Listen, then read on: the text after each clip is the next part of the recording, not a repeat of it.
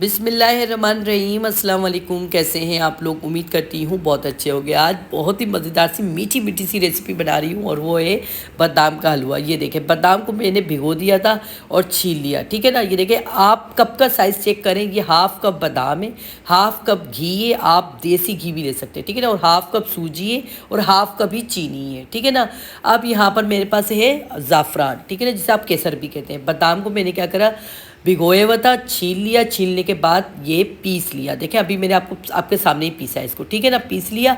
अब हमने क्या करना है, पैन में हमने लेना है घी, जो हमने आधा कप लिया था, ठीक है ना।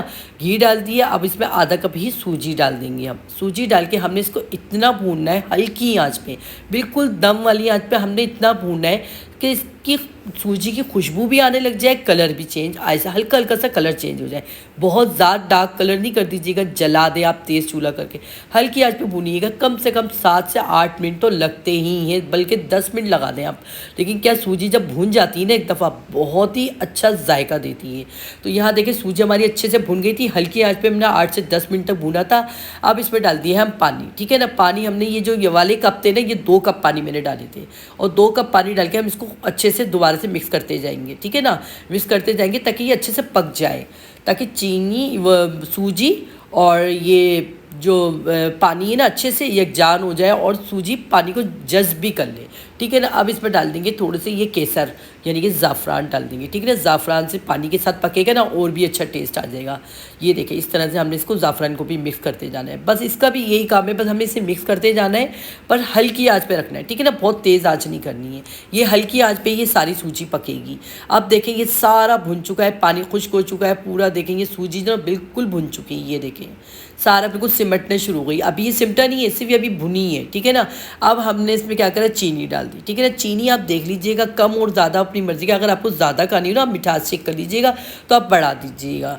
तो यहाँ पर ना हमने चीनी देखे, चीनी ने भी पानी छोड़ना शुरू कर दिया।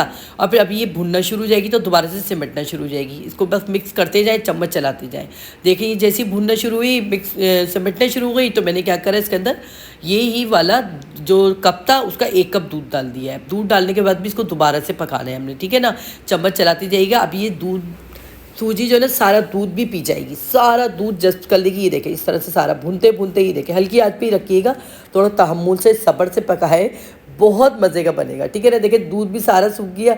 अब इसमें मैंने 1 से 2 कतरे ना केवड़े के डाल देंगे, ताकि खुशबू अच्छी सी आ जाए। आप चाहे तो इलायची पाउडर भी डाल सकते हैं। अगर बादाम डालने हैं तो बादाम का हलवा बना रहे हैं तो आप बादाम का एसेंस भी डाल सकते हैं। यहाँ देखें, हमने बादाम जो पीस के रखे थे ना, वो भी हमने इस पर डाल दिए, ठीक है ना। अब हमने क्या करना है, चीनी भी डल गई हमारी, भून गई, दूध भी डल गया। अब यहाँ पर देखें, जो आधा कप बादाम थे ना, ये हम सारे डाल के इसको थोड़ा सा और भूनना है हमने। ये देखें, बस ये देखें, और ये बिल्कुल देखें पूरा पैन छोड़ता जा रहा है ना, भूनती जा रही है ना सूजी, पूरा पैन छोड़ता जा रहा है। इतना मज़े का ये बादाम का हलवा बना था ना, बहुत मज़े का बना था। आप रोज़ाना इसे खाएँ और अपनी याददाश्त भी अच्छी कर लें, आपका ज़हन भी तेज़ हो जाएगा और जायका तो बहुत ही मज़े का था।